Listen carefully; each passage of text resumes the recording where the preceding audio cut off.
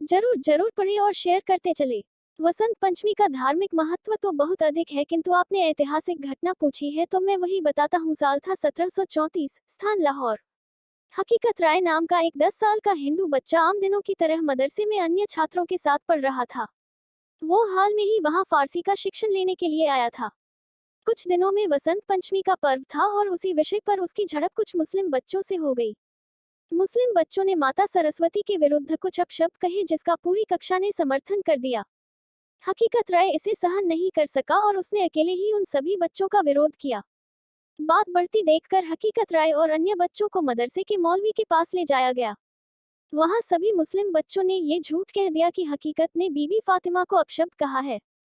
हकीकत की तरफ से बोलने के लिए कोई साक्ष्य था नहीं और इसे जघन्य अपराध मानकर मौलवी ने बिना सच जाने ही हकीकत राय को सजा देने का निश्चय किया। मौलवी द्वारा काजी को इसकी शिकायत की गई और इसे इस्लाम की तौहीन मानकर उस छोटे से बच्चे को सरेआम मौत की सजा सुना दी गई। उसके परिजनों ने तत्कालीन राजा जकारिया खान से रहम की गुहार लगाई, पर उसने भी बिना सच जाने इस सजा को जायज बताया। सजा का दिन जानबूझकर वसंत पंचमी का ही रखा गया।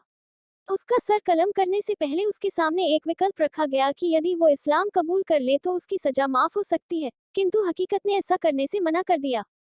सन 1734 के दिन जब पूरा देश जिस दिन सरस्वती पूजा का पर्व मना रहा था, उसी दिन लाहौर में केवल 10 वर्ष के उस छोटे से बच्चे की गर्दन काट दी गई। कहते हैं अपने अंतिम समय में उसकी मां ने कहा कि वो इस्लाम कबूल कर ले, कम से कम वो जीवित तो रहेगा। पर उस छोटे से बच्चे हकीकत राय ने हंसते हुए खुद ही अपना सर जल्लाद के सामने झुका दिया। भारत के विभाजन से पहले तक हर वसंत पंचमी के दिन हिंदू मुसलमान दोनों लाहौर में हकीकत राय की समाधि पर इकट्ठा होते थे। कोई आश्चर्य नहीं है कि हकीकत राय जैसे स्वाभिमानी हिंदुओं के कारण ही सनातन धर्म इतने कठिन समय में भी आक्रांताओं के समक्ष सर उठाए खड़ा रहा।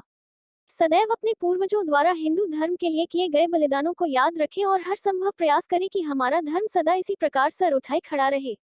जय सनातन धर्म, जय Shri Ram. Folded hands, folded hands.